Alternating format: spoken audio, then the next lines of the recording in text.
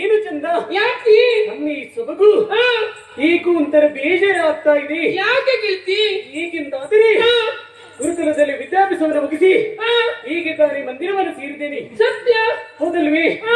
ಹಾಗಾಗಿ ಮಂದಿರದಲ್ಲಿ ಕಾಲವನ್ನು ಕಳೆಯುತ್ತಾ ಈಗೂ ಮನಸ್ಸಿಗೆ ಬೇಸರವಾಗ್ತಾ ಇತ್ತು.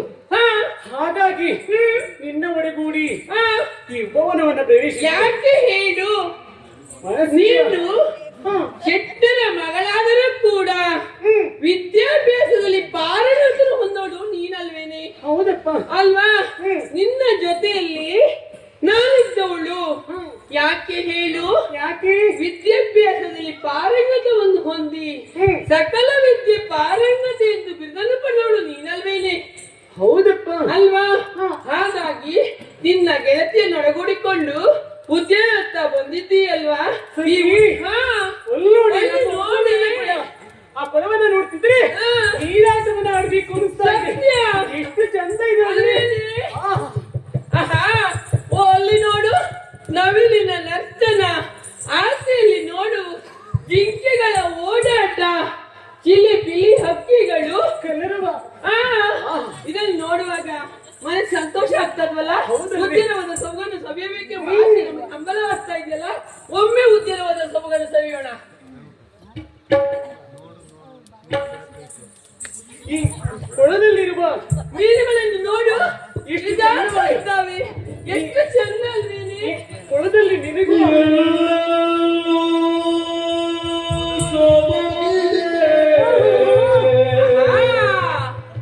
ಅಲ್ಲಿ ನೋಡಿ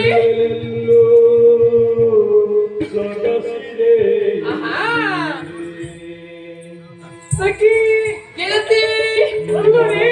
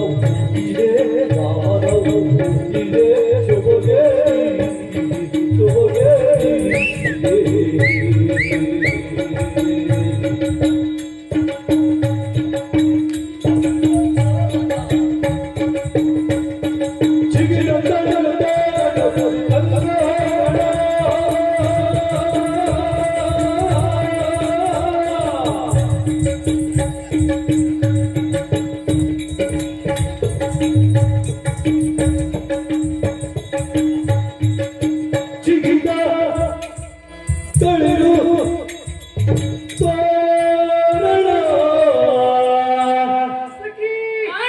ಜಿಗಿದ ತಳಿರು ತೋರಣ ಜಿಗಿದ ತಳಿರು ತೋರಣ ಜಿಗಿದ ತಳಿರು ತೋರಣ ಸುಖದಲ್ಲ ಹೋರಣ ಸುಖದಲ್ಲ ಹೋರಣ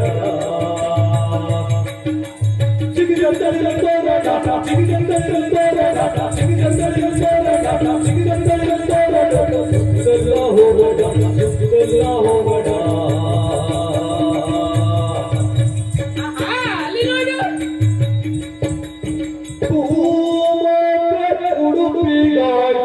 ಒಲವಿನ ಹರಿಶಿಣ ಓ ಗೆಳತಿ ಭೂಮಾತೆ ಕೆಲವಿನ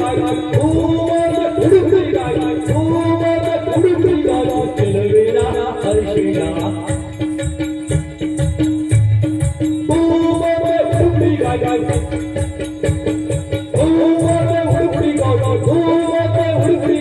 ಕೆಲವಿನ ಹರಿಶಿಣ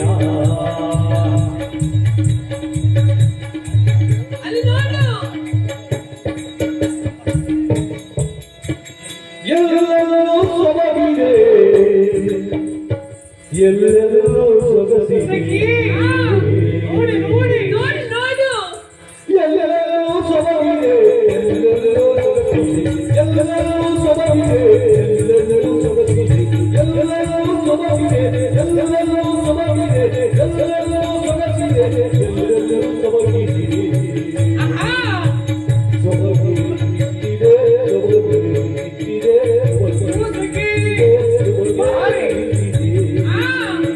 ಅಲ್ಲಿ ನೋಡು ಸುಂದರವಾಗಿದೆ ಉಪಮನ. ಈ ಸುಂದರ ಉಪಮನದ ಸೊಬಗೆಯ ಸಂಗೀತ ಆ ಕಾಲ ಕಳೆದಿದ್ದೇ ಗೊತ್ತಾಗ್ಲಿಲ್ಲ ನೋಡಿ.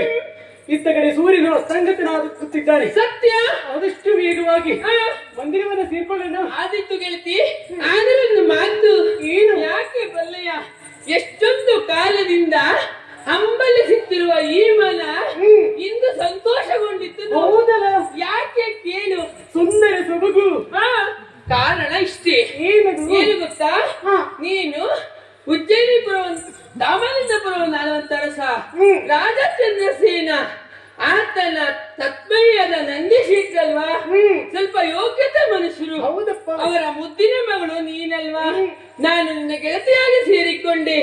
ಯಾಕೆ ಬಲ್ಲಯ್ಯ? ಯಾಕೆ? ನನಗೆ ನಿನಗೆ ಸರಿ ಸಮಾನ ಯಾರು ಇಲ್ಲ ಎಂಬುದಾಗಿ ಯಾರು ಇಲ್ಲ. ಆ, ಯೋಚನೆ ಮಾಡಿದಂತ ಸಂದರ್ಭ ನಿನ್ನನ್ನು ಒಡಗೂಡಿ ಉದ್ಯಾನತ್ತ ಬರಬೇಕೆಂಬ ಆಸೆಯನ್ನು ಹೊತ್ತು ಓಡಿ ಬಂದವಳು ನಾನು. ಹೌದಲ್ವಿ? ಉದ್ಯಾನವಾದ ಸೊಬಗನ್ನ ಸವಿದಿದ್ದೇನೆ. ಓ ಗೆಳತಿ, ಸಂತೋಷಗೊಂಡಿದ್ದೇನೆ. ಆದರೊಂದು ಮಾತು, ಏನದು? ನಿನ್ನ ತಂದೆಯವರು ಇದ್ದಾರಲ್ಲ ಬಹಳ ಶ್ರೀಮಂತರಿದ್ದಾರೆ. ಹಾಗಂತ ನನಗೊಂದು ಅಭಯವನ್ನು ಕೊಡ್ತೀಯಾ? ಈ ಸಖಿ, ಓ ನನ್ನ ತಂದೆಯವರು ಶ್ರೀಮಂತರಾದರೆ ಆ, ನಾನು ಶ್ರೀಮಂತಿಕೆ ಅಲ್ವೇ? ಅಲ್ವಾ? ನಾನು ಶ್ರೀಮಂತಿಕೆ ಎಂದಿದ್ರೆ ನನ್ನ ಗೆಳತಿ ಶ್ರೀಮಂತಳಲ್ವೇನೆ? ಖಂಡಿತ ಸತ್ಯ. ಯಾಕೆ ಬೇಸರ? ಆ, ಗೆಳತಿ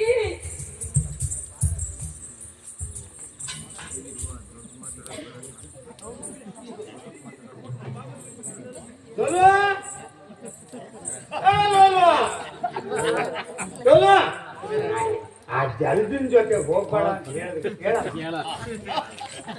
ನಾಳೆ ಓ ಅಪ್ಪಯ್ಯ, ಮಗಳೇ ವಂದಿಸಿಕೊಂಡಿದ್ದೀನಿ. ಒಳ್ಳೆಯದಲ್ಲ, ಕಲ್ಯಾಣ ಮಸ್ತು ಕಲ್ಯಾಣ ಮಸ್ತು. ಏನಪ್ಪಯ್ಯ, ಮಗ ಇವತ್ತೇನೋ ವಿಶೇಷವಾಗಿ ಕಲ್ಯಾಣ ಮತ್ತು ಎಂಬುದಾಗಿ ಆಶೀರ್ವದಿಸ್ತಾ ಇದ್ದೀರಿ. ಯಾವತ್ತಾರು ಒಂದ್ ದಿವಸ ಕಲ್ಯಾಣ ಆರಾಯ್ಲಿ ಅಂತ ಅದೆಂತ ಇಲ್ಲಿ ಅದಲ್ಲ ಮಗಳೇ. ನಾನು ಅವ ಅಷ್ಟೊತ್ತಿಂದ ಕರೀತಿದ್ನಲ್ಲಿ ಎಲ್ಲಿ ಏನು ಅಷ್ಟು ಆತರದಿಂದ ಕರೆದಿದ್ದು? ಆದ್ರೆ ನೀ ಎಲ್ಲಿ ಹೋಗಿದೆ?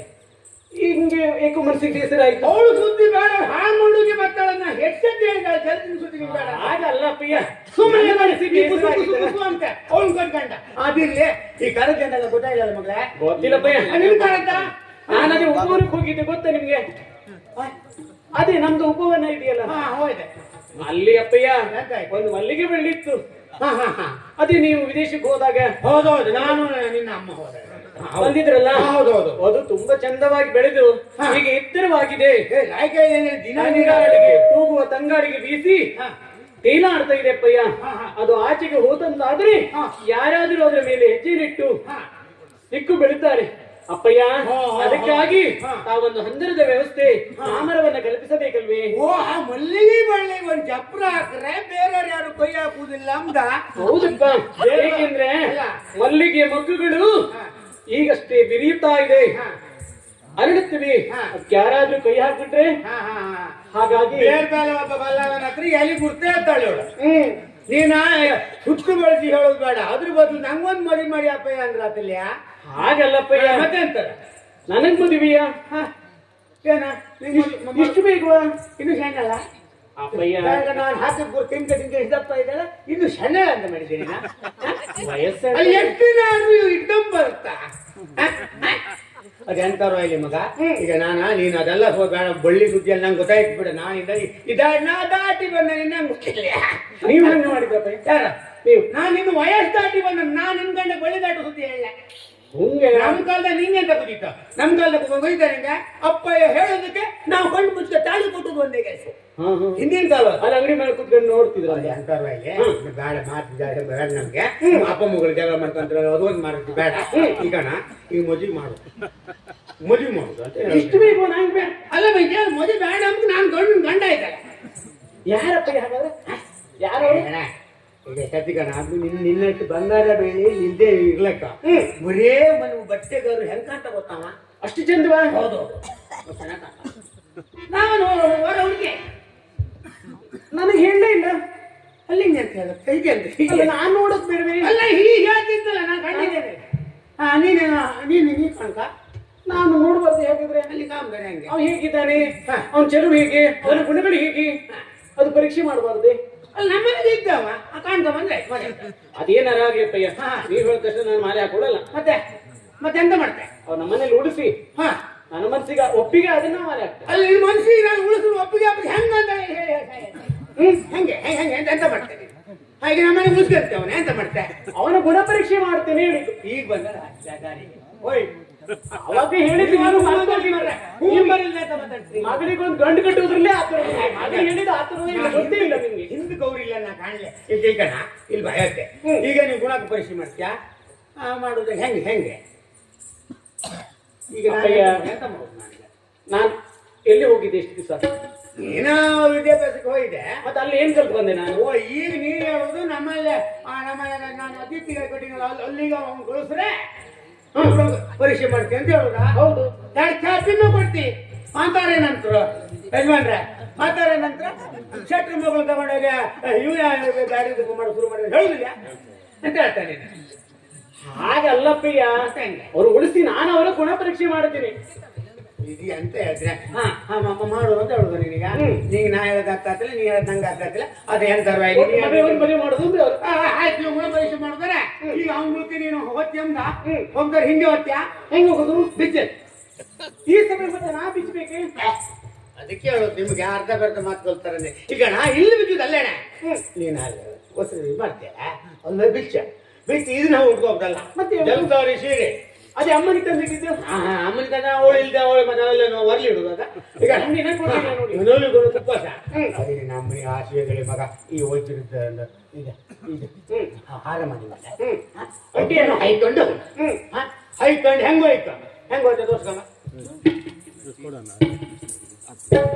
ಎಂತದ ಇದು ಮಾರಿ ಹಬ್ಬ ಮಾಡಿದ್ಯಾ? ಹಂಗಲ್ಲ ಈಗ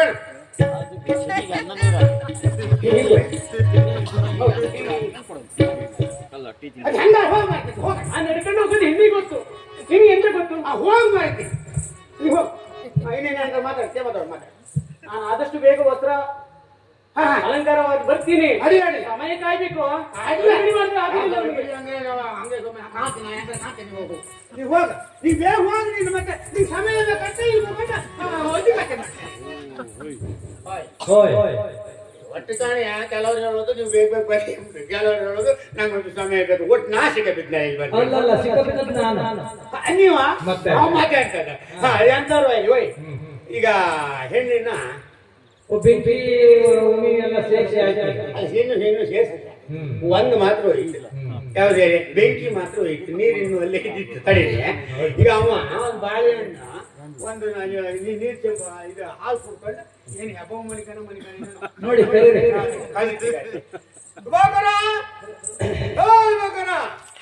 ಹೆಣ್ಮಕ್ಳಲ್ವಾ? ಹಂಗಲ್ಲ ನೀವು ಹೇಳ್ತೀರ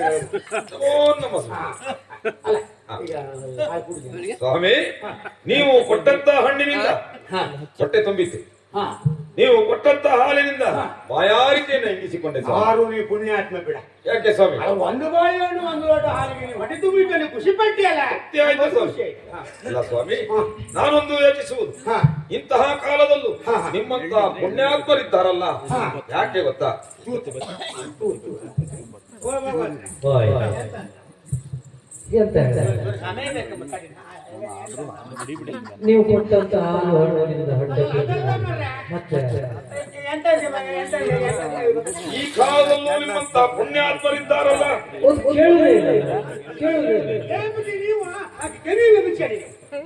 ಪುಣ್ಯಾತ್ಮ ಜಿಪ್ಪುಳಿ ಶೆಟ್ಟಿ ನೀವು ನಗಾಡ್ಬಿಡಿ ಅಜ್ಜಮ್ಮ. ನೀವು ನಂಗೆಲ್ಲ ಹೊಟ್ಟೆ ಹೊಟ್ಟೆ ಉಳಿಸ್ತೀರಿ ನೀವು. ನಾನು ಯಾವ ಪುಣ್ಯಾತ್ಮ ಅಂತ ಪುಣ್ಯಾತ್ಮರು ಅಂತ ಯಾಕೆ ಹೇಳಿದೆ? ಅದೆಷ್ಟೋ ದೂರದಿಂದ ನಡೆದು ಬಂದರೂ ಸಹ ಒಂದು ಲೋಟ ನೀರನ್ನು ಕೊಟ್ಟವರಿಲ್ಲ ಸ್ವಾಮಿ. ಹೌದಾ? ಆದ್ರೆ ನಿಮ್ಮ ಅಂಗಡಿ ಪುಕ್ಷಟಿಗೆ ಎಲ್ಲ ಆ ತರ ಸೊಸೈಟಿ ಹಾಕಿ ಕೊಡ್ತಾರೆ. ಒಂದ್ ನಿಮಿಷ ಅನ್ನ ಹಾಕೋಕ ದೂರದಿಂದ ಬಂದು ನಿಮ್ಮ ಅಂಗಡಿ ಕಟ್ಟೆಯ ಮೇಲೆ ಮಲಗಿದ್ದು ಸತ್ಯ ಸ್ವಾಮಿ. ಆದ್ರೆ ಯಾರು ಏನು ಎತ್ತ ನನ್ನನ್ನ ಕೇಳಿ ಕುಡಿಯುವುದಕ್ಕೆ ಹಾಲನ್ನ ಕೊಟ್ಟು, ತಿನ್ನುವುದಕ್ಕೆ ಹಣ್ಣನ್ನ ಕೊಟ್ಟು ಹೌದಾ? ನನ್ನನ್ನ ಹೊಟ್ಟೆ ತುಂಬಿಸಿದ್ದೀರಿ. ತೃಪ್ತಿಯಿಂದ ಈ ಮಾತನ್ನ ಹೇಳ್ತಾ ಇದ್ದೇನೆ ಸ್ವಾಮಿ.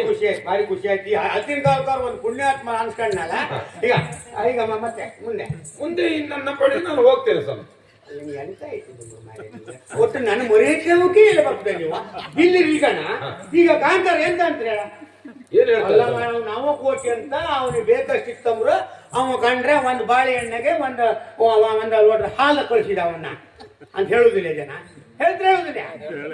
ಮತ್ತೆ ಹೇಳ್ತಿಲ್ಲ. ಈಗ ಒಂದ್ ಕೆಲಸ ಮಾಡ, ಈಗ ಹಂಗೆ ನೀನು ಕೊಡಿಸುದಲ್ಲ. ಈಗ ನಂಗೆ ಗೊತ್ತಿದೆ, ನಂಗೆ ಮಂಡಿ ಬಿಸಿ ಆಯ್ತಾ, ಎದ್ದು ವ್ಯಾಪಾರ ಇಲ್ಲ ಬಾತಂದ್ರೆ ಮಂಡಿ ಬಿಸಿ ಐತೆ ಅಂತ ಬರುತ್ತಾ ಹಾಲಲ್ಲ.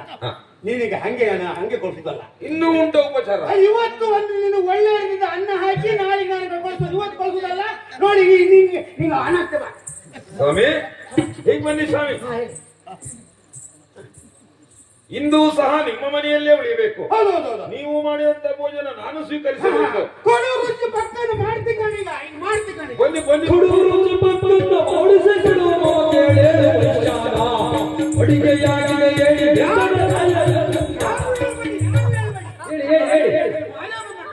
ಮತ್ತೆ ನೀವೇ ಹೇಳಿ. ನೀವು ಯಾರು ಹೇಳ್ಬೇಡಿ, ನಮ್ಗೆ ಮತ್ತೆ ಮಾತಾಡೋಕೆ ಕನ್ವೇ ಇಲ್ಲ. ನೀವು ಸುಮ್ಮನೆ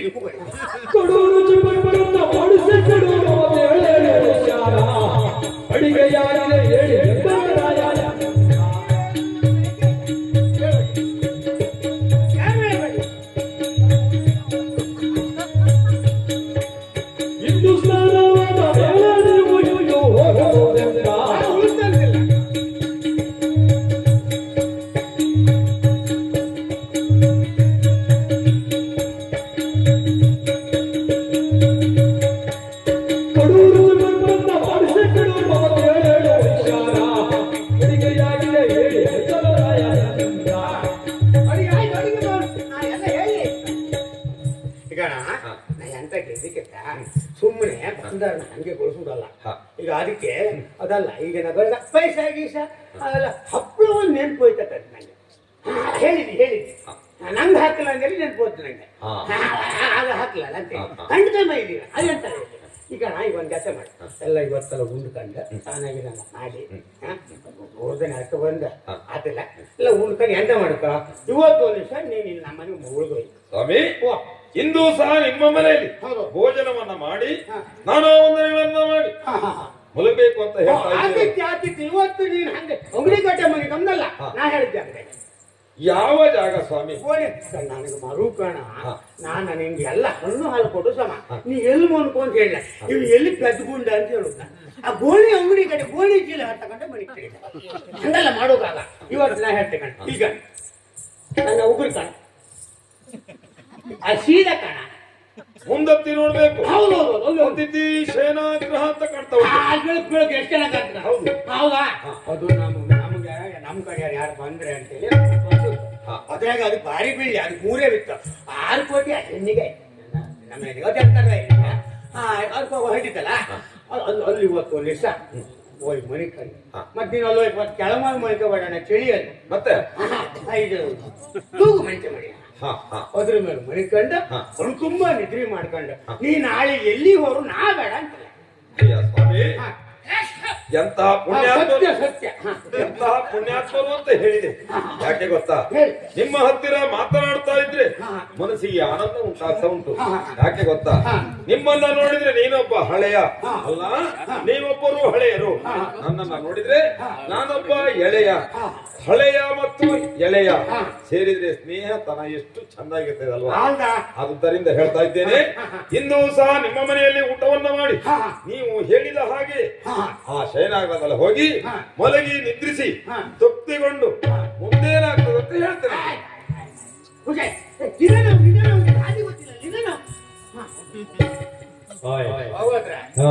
ಈಗ ಅವಾಗ ಅಂತ ಹೇಳ್ರಲ್ಲ ಈಗ ಹೇಳಿ.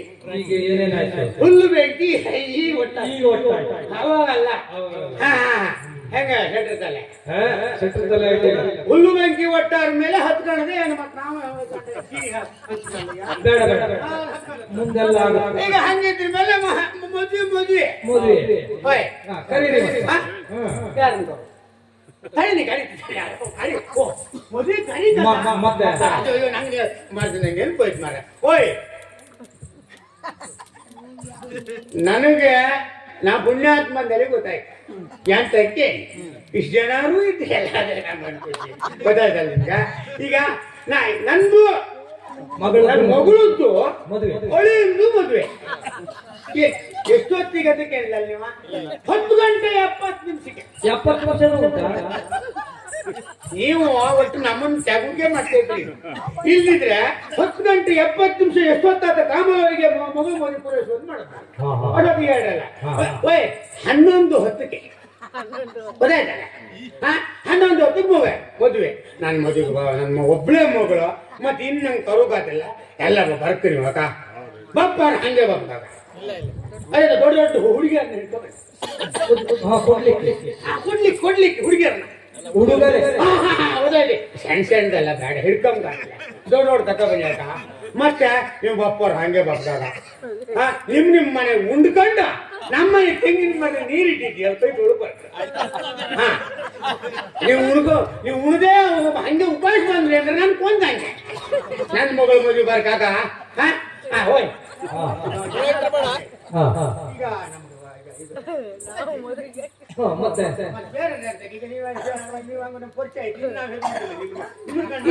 ಇಲ್ಲ ಇಲ್ಲ ನಮಗೆ ಪುರ್ಸೊತ್ತಿಲ್ಲ. ನಮಗೆ ಪುರ್ಸೊತ್ತಿಲ್ಲ. ನೀವು ಪುರ್ಸೊತ್ತಿಲ್ಲ ಅಂದ್ರೆ ನಾನೀಗ ಈಗ ಮಗಳ ಮದುವೆ ಈಗ ಏನಾದ್ರು ಒಟ್ಟು ಮಾಡ್ಕೊ ಅಲ್ಲಿ ನೀವು ಬನ್ನಿ ಬನ್ನಿ ನೋಡುವ ಓಯ್ ಮತ್ತೆ ನಮ್ಗೆ ಹೇಳ ಅಂತೇಳಿ ನೀವು ಮಕ್ಕ ಉರ್ಸೋದು ಬೇಡ. ನೀವು ಕಣ್ಕೊಡ್ಬೇಡಿ ಹೇಳಿ ಬೇಡ ನೀವು ಬರ್ಬೇಕಾಯ್ತಲ್ಲ. ಓಯ್ ಹೋಗ್ರೆ ಒಂದ್ ಕೆಲಸ ಆಯ್ತಲ್ಲ ಈಗ ಇದೆಲ್ಲ ಹಿಮ್ಮೆ ಆಯ್ತಲ್ಲ ಈಗ ಹಾಡು ಹೇಳೋರಿಲ್ಲಲ್ಲ ಮರ್ರೆ ಹೋದ್ಗಮ್ಮ ನೀವು ಬರ್ಬೇಕು ಯಾವ ಅಂತ ಹೇಳ್ತೀನಿ. ಕುಣ್ಣುಳ್ಳರ ಮುಗುನೇ ಹಲಗಮ ಪೂಜೆ ಮಾಡೋ ಸೂಕ್ಷ್ಮಮ್ಮ ದೇವಿ ಹಲಗಮ ಪೂಜೆ ಮಾಡೆ ಇದೊಂದು ಹೇಳಿ ಸಾಕು ಬರ್ತೀರಲ್ಲ ಎಲ್ಲ ಬನ್ನಿ ಹೋಗಿ ಬರ್ತೇನೆ ನಾನು ನನ್ನ ಮಗಳು ಬಂದು ಬನ್ನಿ.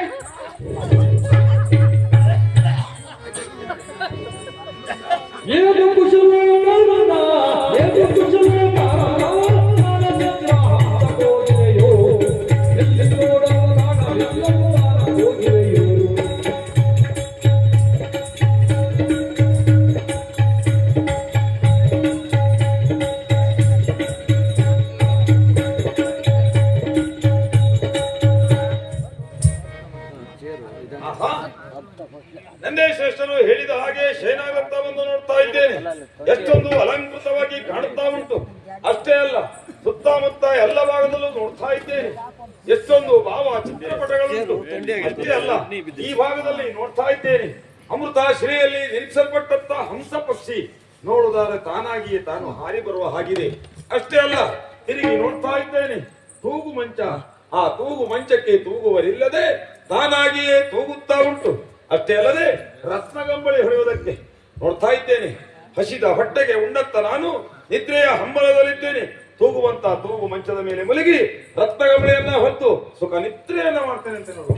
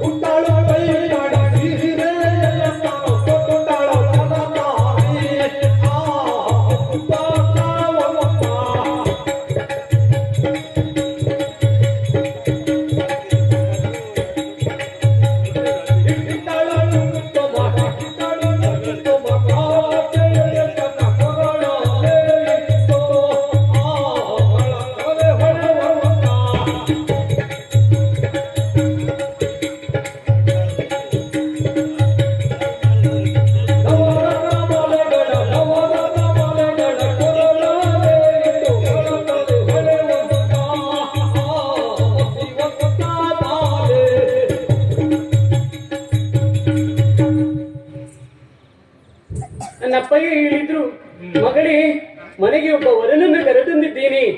ಅವನ ಚಲುವಿಕೆಯನ್ನು ನೋಡಿ ನಿನಗೆ ಕೊಟ್ಟು ಮದುವೆಯಾಗಲು ಇಚ್ಛಿಸಿಕೊಂಡಿದ್ದೇನೆ ಮಗಳೇ, ಆದಷ್ಟು ಅವನನ್ನು ವರಿಸುವು ಎಂಬುದಾಗಿ. ಅದಕ್ಕೂ ಮುಂಚೆ ಒಂದು ಮಾತನ್ನು ಹೇಳಿ ಕಳಿಸಿದ್ದಾರೆ. ಮಗಳೇ, ನೀನು ಹೀಗೆ ಹೋದರೆ ಸರಿಯಲ್ಲ. ನಿನಗಾಗಿ ತಂದಿಟ್ಟ ಒಂದು ಜರತಾರಿ ಸೀರೆ ಇದೆ, ಅದನ್ನು ತೊಟ್ಟುಕೊಂಡು ನವರತ್ನ ಆಭರಣಗಳನ್ನು ತೊಟ್ಟುಕೊಂಡು ಹೋಗು ಎಂಬುದಾಗಿ. ಅದಕ್ಕಾಗಿ ಅಪ್ಪ ಕೊಟ್ಟಿರುವ ಜರತಾರಿ ಸೀರೆ, ನವಿಲು ಕಣ್ಣಿನ ಕುಪ್ಪಸ, ನವರತ್ನ ಮಾಲೆಗಳನ್ನ ಧರಿಸಿ ಈಗ ಚಿತ್ರಮಂದಿರವನ್ನ ಪ್ರವೇಶ ಮಾಡುತ್ತಾ ಇದ್ದೇನೆ. ಆ ವ್ಯಕ್ತಿ ಹೇಗಿರಬಹುದು, ಅವನ ಅಂದ ಚಂದವ ಹೇಗಿರಬಹುದು, ಅವನು ನನಗೆ ಒಪ್ಪಿಗೆ ಆಗಬಹುದೇ?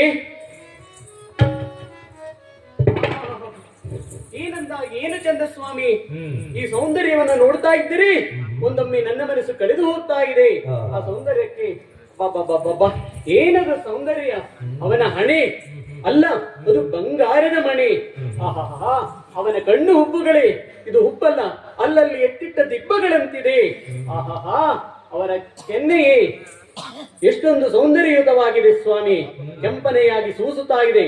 ಅದೋ ಅವರ ಮೀಸೆ, ಆಹಾ, ಅದು ಮೀಸೆಯಲ್ಲ, ವೀರ ವಿಜಯದ ಪತಾಕೆ. ಅವರ ತುಟಿಗಳೇ ತೊಂಡೆಯ ಹಣ್ಣನ್ನು ಇಬ್ಬಾಗ ಮಾಡಿ ಬಿಡಿಸಿ ಇಟ್ಟಂತಿದೆ. ಅವರ ರೂಪ ಸೌಂದರ್ಯವೇ, ಆಹಾ, ಅವರನ್ನು ಹೇಗೆ ವರ್ಣಿಸಬೇಕು ಸ್ವಾಮಿ? ಒಂದೊಮ್ಮೆ ಆ ಮನ್ಮಥನು ದರೆಗಿಳಿದು ಬಂದನೆ, ಇರ್ಲಿಕ್ಕಿಲ್ಲ. ಏಕೆಂತಾದರೆ ಅವರ ಸೌಂದರ್ಯವೇನೋ ಆಗಿರಬಹುದು.